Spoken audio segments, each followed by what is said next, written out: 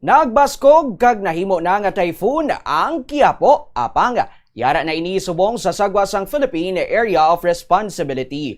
Base sa alas 5 sa kaagahon nga weather bulletin, ang sentro sang typhoon Quiapo yara sa 320 kilometers sa nakatundaan nga bahin sang Basco, Batanes. Dala sang bagyo ang kabaskogon nga hangin o kon kabaskogon sang hangin nga 120 kilometers per hour malapit sa sentro kag pagmadlos nga tubtob sa 150 kilometers per hour. Nagahulag ini sa direksyon nga panakatundan na aminhan nakatundan sa kadasigon nga 25 kilometers per hour. Apisar nga yara na sa sagwasang Philippine Area of Responsibility, may areas pa nga nagapaidalom sa wind signal number 1.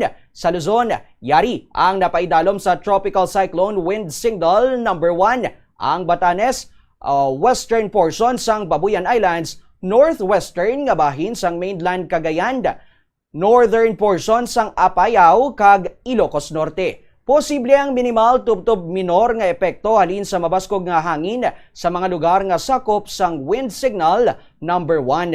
Ginalauman man nga ang habagat o kon southwest monsoon kag ang ikog sang bagyo Quiapo magdala sang mabaskog o kon mamadlos nga hangin sa masunod nga mga lugar. Labi na sa mga baybayon kag mataas nga lugar nga direkta na igo sang hangin.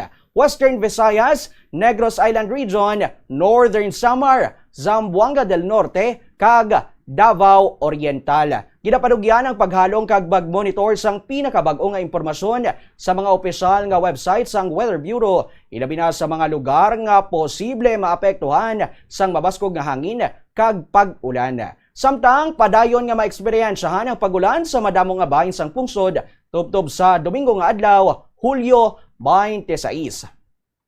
Base ni sa heavy rainfall outlook sang State Weather Bureau, bangod sang bagyo Quiapo kag sang southwest monsoon o kon habagat. Ang mabaskog nga pag-ulan mahimo magpadayon sa sulod sang pila ka oras kag posible magresulta sa pagbaha kag sunod-sunod nga landslide ilabi na sa mga kabukiran. Magpadayon lang sa pagmonitor sa weather updates diri sa Bombo Radio Iloilo.